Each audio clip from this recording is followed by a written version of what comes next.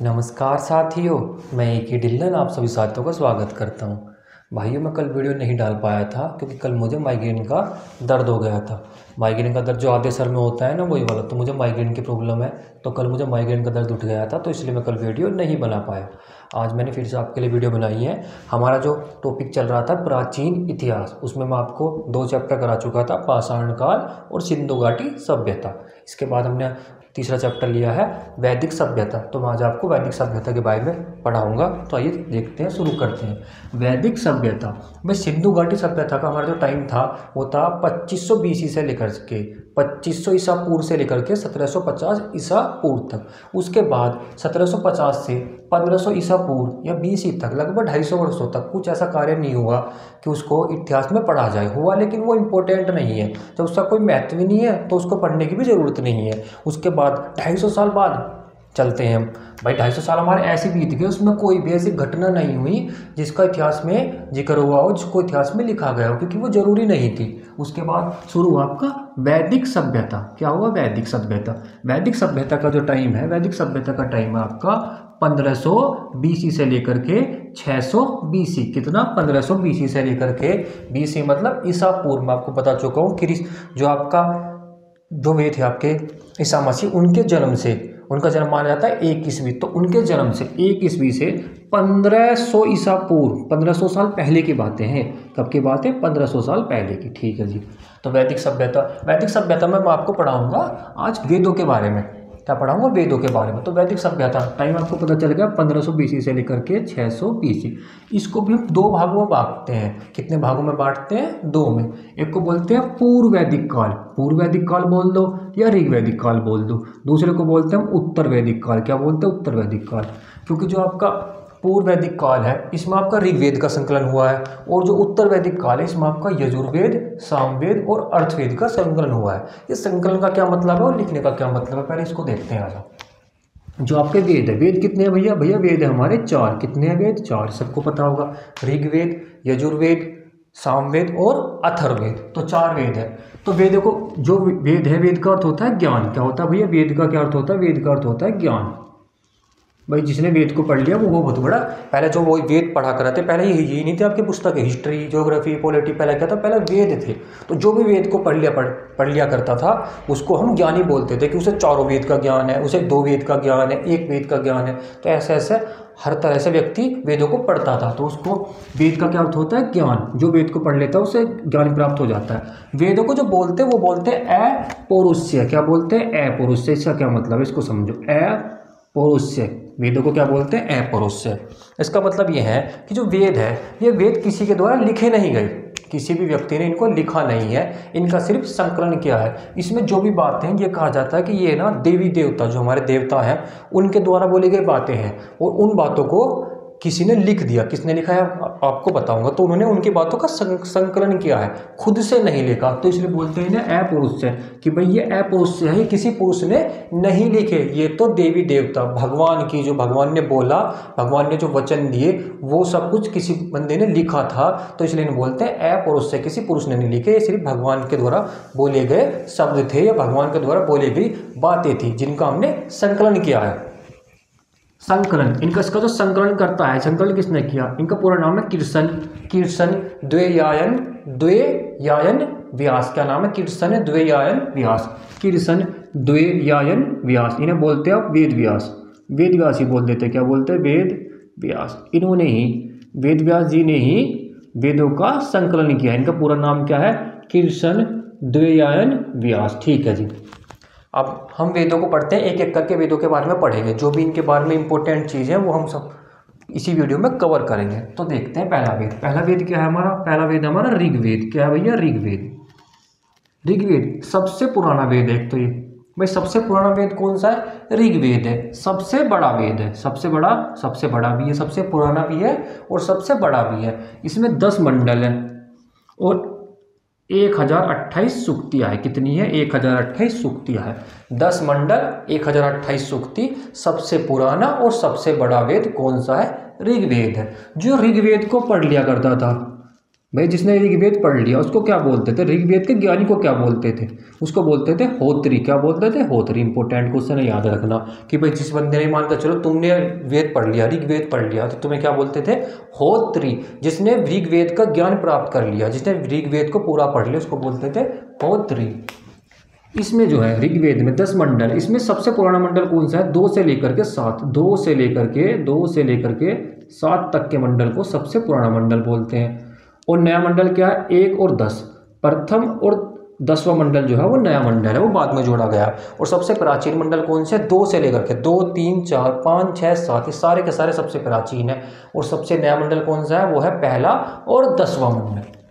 इसके बाद ये सब मैंने मंडल लिख रखे हैं। तो तीसरे मंडल, इसका मतलब है तीसरा मंडल। तो तीसरे मंडल में क्या, इंपॉर्टेंट क्वेश्चन है, तीसरा मंडल ध्यान रखना। तीसरे मंडल में आपको गायत्री मंत्र मिलता है। क्या मिलता है, गायत्री मंत्र। जो हमारा गायत्री मंत्र है, ओम भूर्भुवः स्वः, वो गायत्री मंत्र कहाँ से लिया गया है, ऋग्वेद से लिया गया है। कौन से मंडल से, तीसरे मंडल से। किन से मंडल से, तीसरे मंडल से। गायत्री मंत्र किसको समर्पित है, ये है आपका सावित्री को। किसको, सावित्री को, या सूर्य की। जब हम सूर्य देवता की स्तुति करते हैं तो उनको समर्पित है। सूर्य देवता आएगा या आएगा सावित्री।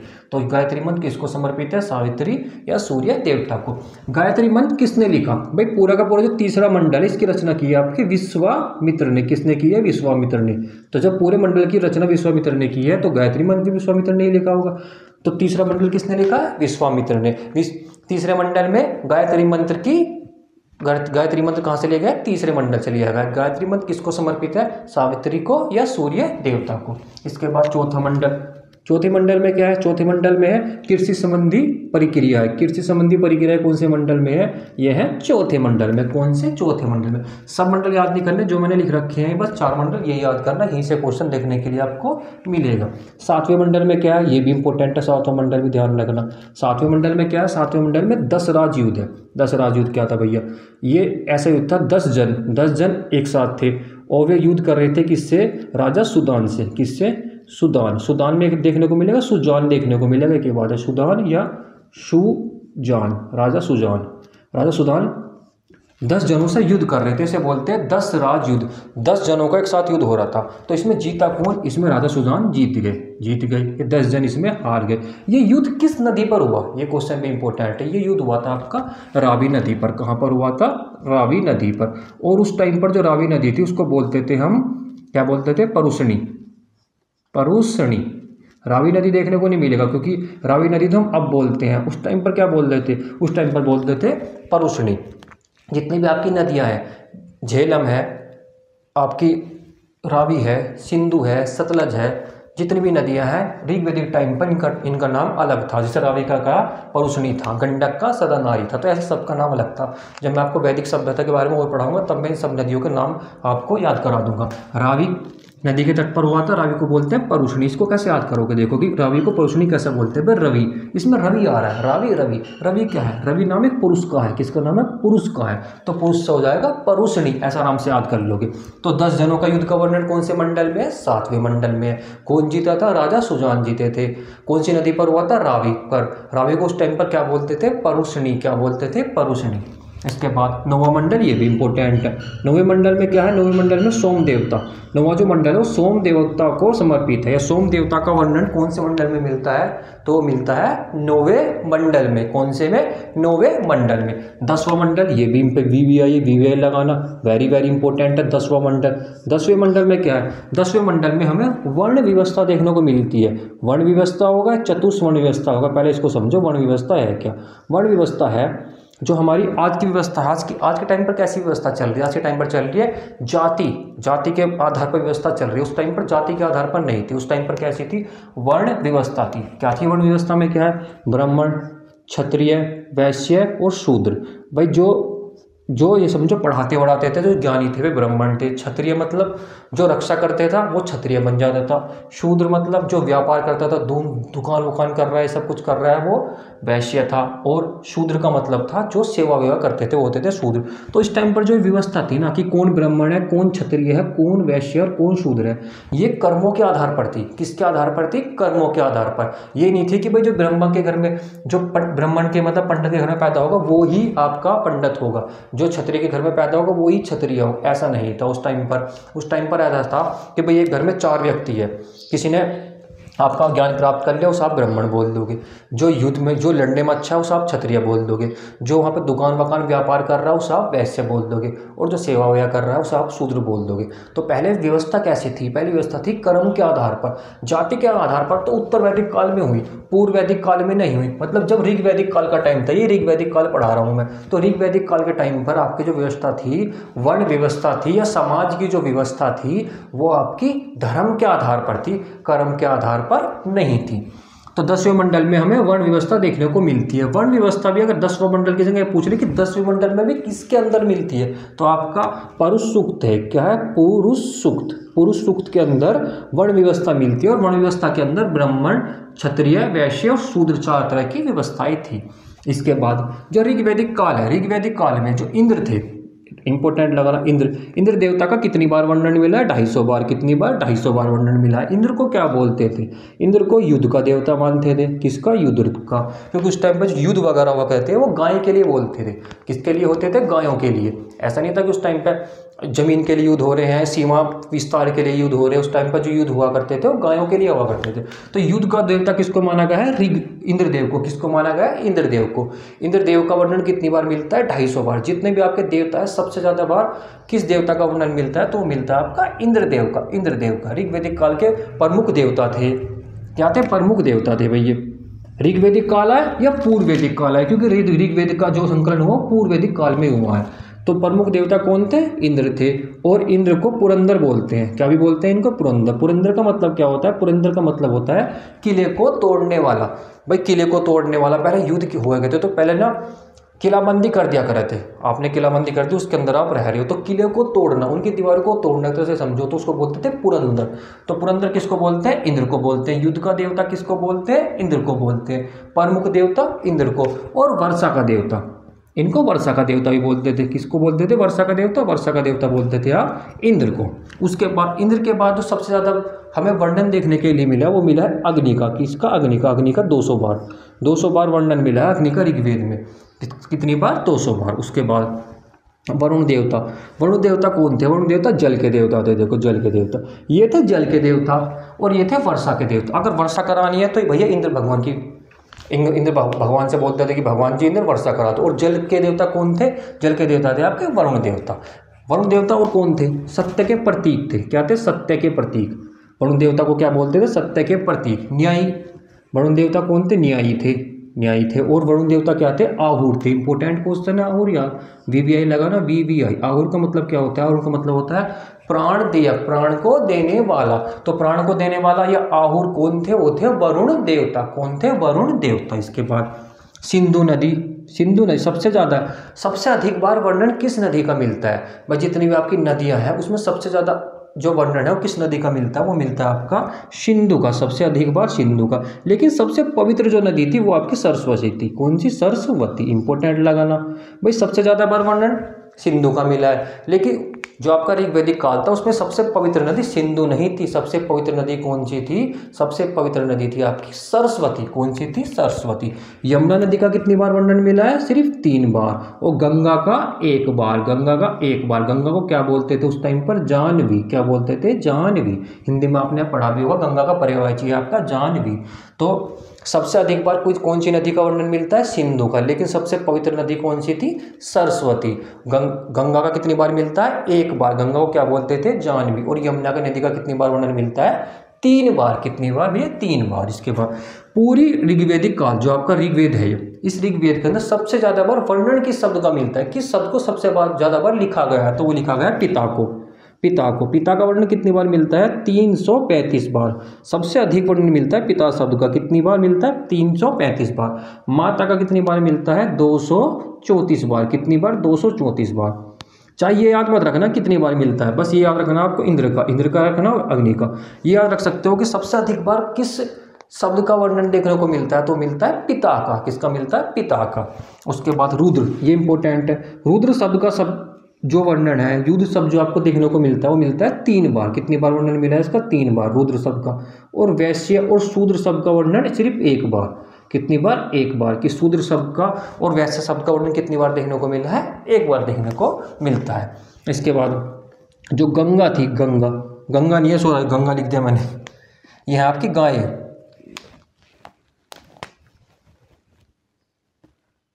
गाय है, गाय, गंगा लिख रखा है, गाय, गाय, गाय को क्या बोलते थे? गाय को बोलते थे अधन्या। क्या बोलते थे? अधन्या। मतलब कि उस टाइम पर अगर कोई लोग गाय को मार देता था तो उसको तुरंत ही मृत्यु दंड की सजा मिलती थी। तो गाय को क्या बोलते थे? अधन्या, मतलब कि ना मारे जाने वाला पशु, अधन्य। सबसे ज्यादा बात भाई, पूरा का पूरा युद्ध किसके लिए होता था इस काल में? इस काल में होता था गायों के लिए, गायों की प्राप्ति के लिए। और सबसे पवित्र जो पशु था वो गाय ही थी ऋग्वैदिक काल में। क्या थी? गाय। सिंधु घाटी सभ्यता में क्या, कौन सा पशु पवित्र था? एक सींग वाला गैंडा। कौन सा था? एक सींग वाला गैंडा। और पूरी वैदिक सभ्यता में कौन था? गाय थी। कौन था भैया? गाय थी। राजा को क्या बोलते थे? राजा को बोलते थे गोप्ता। क्या बोलते थे राजा को? गोप्ता। ये शब्द है। आ जाएगा कि बताइए गंगा को वैदिक काल में या वैदिक काल में क्या बोलते थे? क्या बोलते थे? अधन्या। राजा को क्या बोलते थे? गोप्ता। मरुस्थल को क्या बोलते थे? धनव। मरुस्थल को क्या बोलते थे? धनव उस टाइम पर। और ये इंपॉर्टेंट है, इसमें वी लगाना। हलों की नालियां, हलों से नालियां बनती थी, उसे बोलते थे सीता। क्या बोलते थे? सीता। समझो भाई, पहले हल चलाया करते थे, पहले ट्रैक्टर वैक्टर तो थे नहीं, हल चलाया करते। तो इन्होंने हल चलाया तो हल की ऐसे नालियां बनेगी। जब तुम खेत को जोतोगे तो ऐसे बनेगी, ऐसे नालियां। तो इन नालियों को क्या बोलते थे? इनको बोलते थे सीता। तो आ जाएगा कि सीता किसको बोलते थे? सीता बोलते थे हलों द्वारा जोते जाने के बाद जो नालियां बनती थी उनको बोलते थे सीता। क्या बोलते थे? सीता। ये मत सोचना कि सीता है तो सीता माता के बारे में वर्णन है, नहीं। सीता का मतलब है हलों की नालियां। हलों से जब हम किसी खेत को जोत रहे हैं तो उसके बाद जो नालियां बन रही है ना, गहरी गहरी से नालियां बन रही है, उन्हीं को बोलते थे हम सीता। इंपॉर्टेंट क्वेश्चन है। समुद्र को क्या बोलते थे? समुद्र को बोलते थे पारावत। समुद्र को क्या बोलते थे? पारावत। ये था आपका ऋग्वैदिक काल, ऋग्वेद। उसके बाद आता है आपका यजुर्वेद। क्या आता है? यजुर्वेद। यजुर्वेद दूसरा वेद कौन सा है हमारा? यजुर्वेद। यजुर का क्या अर्थ है? यजुर का अर्थ है आपका यज्ञ। ये अर्थ याद रखना जरूर, अर्थ बहुत बार आया है। अर्थ क्या है भैया इसका? इसका अर्थ है आपका, अर्थ है इसका यज्ञ। यजुर, यजु शब्द का, पूरे का नहीं, यजु, यजु शब्द का क्या अर्थ है? यजु शब्द का अर्थ होता है यज्ञ। क्या होता है? यज्ञ। ये जो आपका यजुर्वेद है, ये गद और पद दोनों में मिलता है। किसमें मिलता है? गद में भी मिलता है, पद में मिलता है। सिर्फ इकलौता ऐसा यही वेद है जो गद और पद दोनों में मिलता है। मतलब का पोयम के आधार पर, पोएट्री और पूरा लेसन के आधार पर आपको मिलेगा। कौन सा मिलेगा? यजुर्वेद मिलेगा।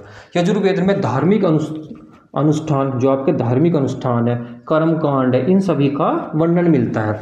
कि भाई एक तरह से ये समझो, जब आप जो उस काल में जब यज्ञ किया जाता था, यज्ञ करते थे, या आप कर्म कांड कर रहे हैं, धार्मिक अनुष्ठान कर रहे हैं, कुछ पूजा पाठ का कार्य कर रहे हैं, तो उस टाइम पर जो कौन सा यज्ञ का गायन किया जाता था, कौन सा यज्ञ उस टाइम पे जो पंडित लोग थे तो कौन सा यज्ञ को पढ़ते थे, तो वो यज्ञ था आपका यजुर्वेद। कौन सा था? यजुर्वेद। यजु का मतलब होता है यज्ञ। यज्ञ से संबंधित कोई से भी कार्य, पूजा पाठ हो, धार्मिक अनुष्ठान हो, कर्म कांड हो, कुछ भी हो, तो उस टाइम पर कौन सा यज्ञ आपका वेद पढ़ा जाता था यजुर्वेद।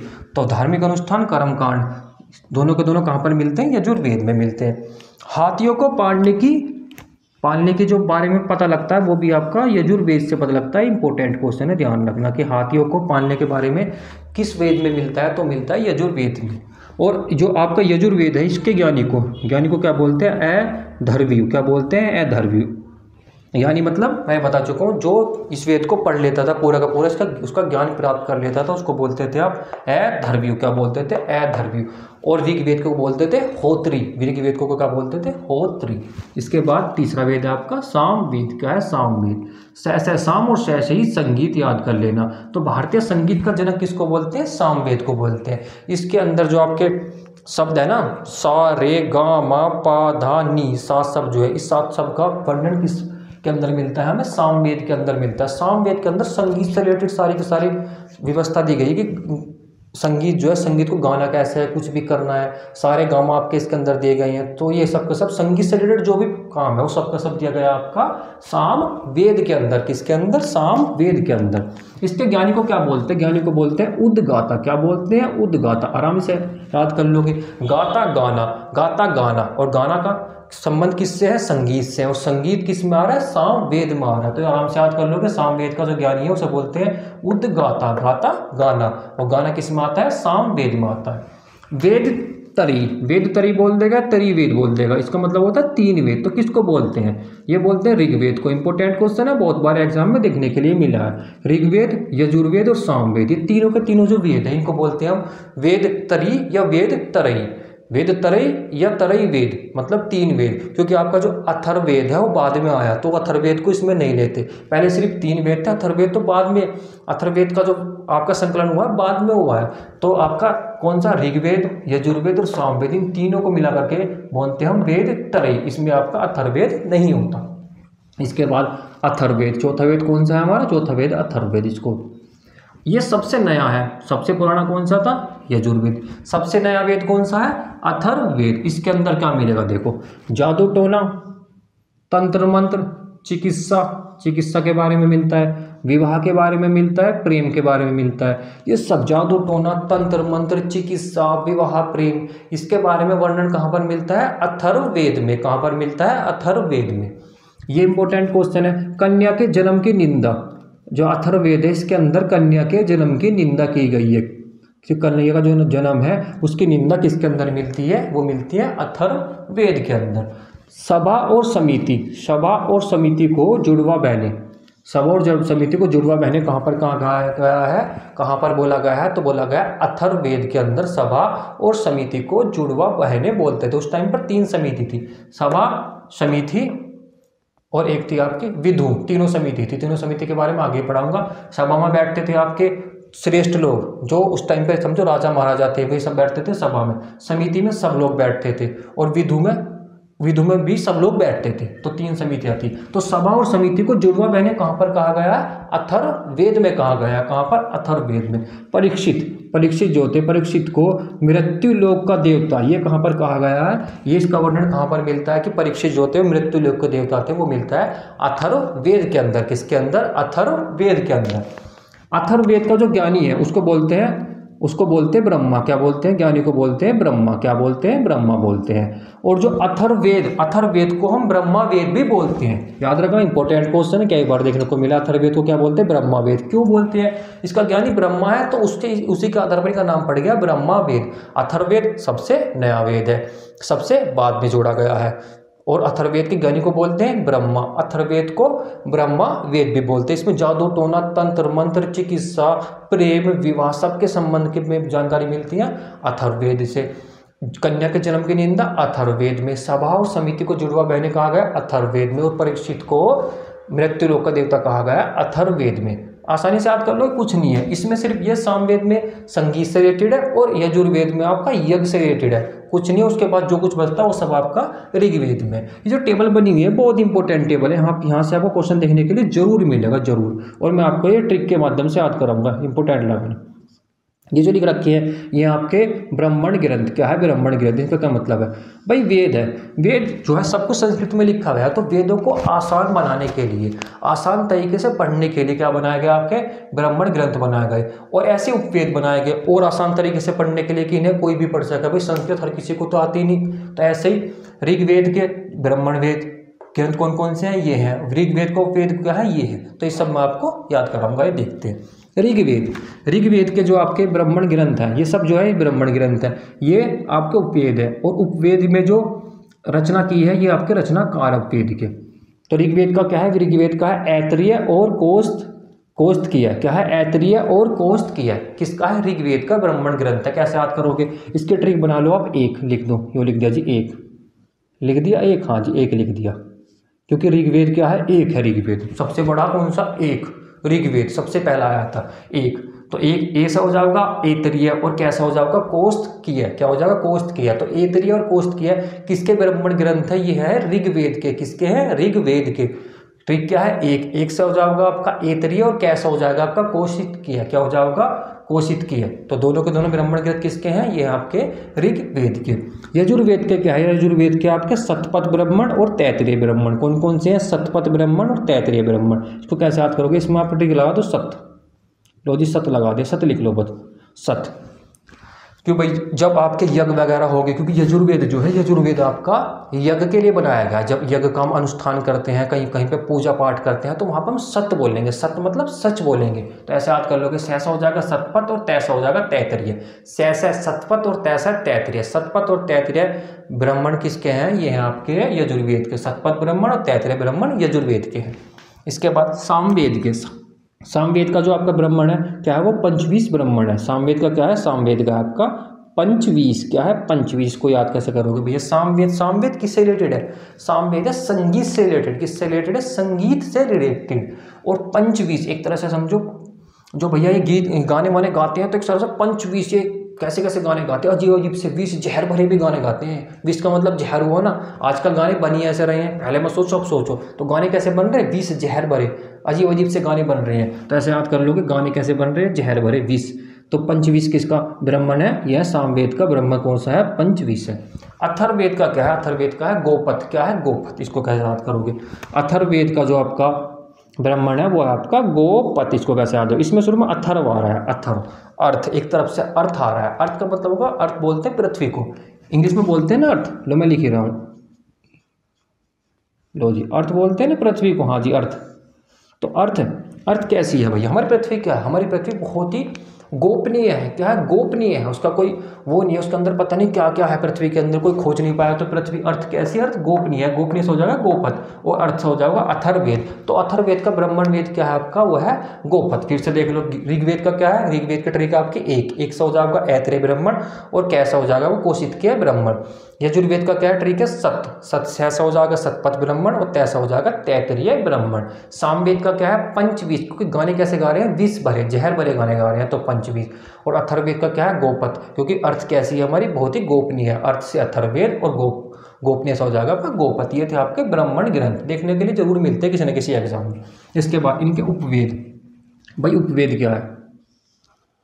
जो ऋग्वेद है, ऋग्वेद का उपवेद है आपका आयुर्वेद। क्या है? ऋग्वेद का आयुर्वेद। यजुर्वेद का है धनुर्वेद। यजुर्वेद का क्या है? धनुर्वेद। सामवेद का क्या है? गंधर्ववेद। क्या है? गंधर्ववेद। और अथर्ववेद का क्या है? शिल्पवेद। ये हैं इनके रचनाकार। ही समझो, रचनाकार है। किनके रचनाकार है? ये रचनाकार है उपवेद के, ऋग्वेद के, नहीं उपवेद के। तो ऋग्वेद का क्या है? ऋग्वेद का है आयुर्वेद। इसको कैसे याद करोगे? देखो, आयु, आयु किसकी भैया? आयु जो ऋग्वेद सबसे पुराना वेद है। तो पुराने टाइम पे जो थी आयु बड़ी बड़ी होती थी। अब तो छोटी छोटी, अब तो कम आयु हो रही है। उस टाइम पे आयु कैसी थी? सबकी आयु ज़्यादा होती थी। तो ऐसे याद कर लोगे, ऋग्वेद पुराना और आयु पुराने टाइम पे ज़्यादा होती थी। तो ऋग्वेद का उपवेद क्या है? आयुर्वेद। क्या है? आयुर्वेद। उसके बाद धनुर्वेद का, यजुर्वेद का क्या है? यजुर्वेद का है आपका धनुर्वेद। क्या है? यजुर्वेद का धनुर्वेद। इसको आराम से याद कर लोगे, यजु धनु, यजु धनु, यजु धनु। क्योंकि धनुष, धनुष की बात चल रही है। और जब पहले यज्ञ वगैरह होते थे तो उस वहाँ पर धनुष विद्या ये सब दिखाए जाते थे। तो आप आराम से याद कर लोगे, यजुर्वेद का क्या है? धनुर्वेद। सामवेद का कैसे याद करोगे? गंधर्ववेद। कैसे याद करोगे? गंधर्ववेद। भैया साम का मतलब संगीत, और संगीत में आजकल कैसे कैसे गाने गाए जा रहे हैं? कैसे याद कर लोगे? गाने। कैसे याद कर लो? गाने। ऐसे कर लो गंधर्व, गंदे गंदे अजीब से गाने गाए जा रहे हैं। तो गंधर्ववेद किसका उपवेद है? सामवेद का। अथर्ववेद का क्या है? शिल्पवेद। इसको कैसे याद करोगे भैया? अर्थ पृथ्वी, पृथ्वी के अंदर सब कुछ मिलेगा आपको। शिल्प वगैरह सब कुछ कहाँ पर मिलेगा? चट्टाने, शिल्प उसको बोल देते हैं। तो वो सब कहाँ पर मिलेगा? शिल्प कहाँ पर मिलेगा? पृथ्वी, अर्थ के अंदर। तो अर्थवेद का उपवेद क्या है आपका?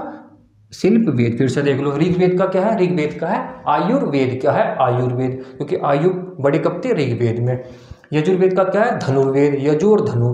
सामवेद का क्या है? गंधर्ववेद, क्योंकि गाने कैसे गाए जा रहे हैं? गंदे गंदे, विष भरे, जहर भरे, गंधर्ववेद। और अथर्ववेद का क्या है? शिल्पवेद, क्योंकि अर्थ के अंदर शिल्प वगैरह सब अर्थ के अंदर ही मिलता है। ये क्या है? शिल्पवेद। उसके बाद इनके रचनाकार कैसे याद करोगे? देखो, आयुर्वेद, आयुर्वेद का रचनाकार कौन है? ये है प्रजापति। कौन है? प्रजापति। धनुर्वेद के कौन है? विश्वामित्र। गंधर्ववेद के कौन है? नारद। और शिल्पवेद के कौन है? विश्वकर्मा। इसको कैसे याद करोगे? आयु।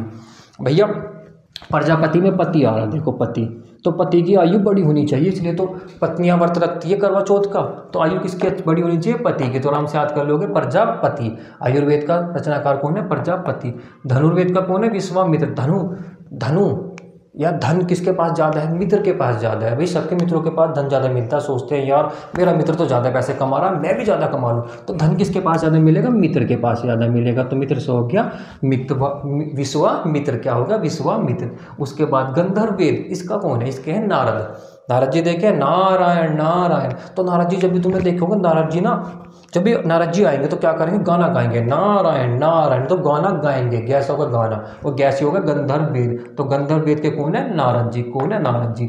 और शिल्प वेद के कौन है, विश्वकर्मा। इसको कैसे याद करोगे, भाई शिल्प है, हमें कुछ बनाना है, इस तरह से शिल्प कुछ बनाना है, तो उसके लिए हमें काम करना पड़ेगा। क्या करना पड़ेगा, काम या कर्म। तो किस में आ रहा है, कर्मा में आ रहा है। फिर से देख लो, आयुर्वेद के प्रजापति, आयु किसके, पति की बड़ी। धनुर्वेद के विश्वामित्र, धनु किसके पास, मित्र के पास ज़्यादा। गंधर्व वेद के नारद, नारद जी गाना गाते हैं, गैस हो जाएगा गंधर्व वेद। और शिल्प वेद के विश्वकर्मा, शिल्प वगैरह अगर आपको करना है तो बनाना है तो कर्म करना पड़ेगा, कर्म से हो जाएगा विश्वकर्मा। तो ये टेबल आप आराम से याद कर सकते हो, जैसे मैंने याद कराई ऐसे याद करना, बिल्कुल याद हो जाएगी, इजीली याद हो जाएगी, और आपको देखने के लिए जरूर मिलेगा क्वेश्चन। इसके बाद आरण्यक क्या है भैया, ये आरण्यक, आरण्यक का मतलब होता है जिनकी रचनाएं जंगल में हो। कहाँ पर हो, जंगल में। ये क्वेश्चन ऐसे देखने को मिलेगा कि बताइए आरण्यक का मतलब क्या होता है। पर जिसकी रचना जंगल में होगी उसे बोलते हैं हम आरण्यक। क्या बोलते हैं, आरण्यक। ठीक है जी।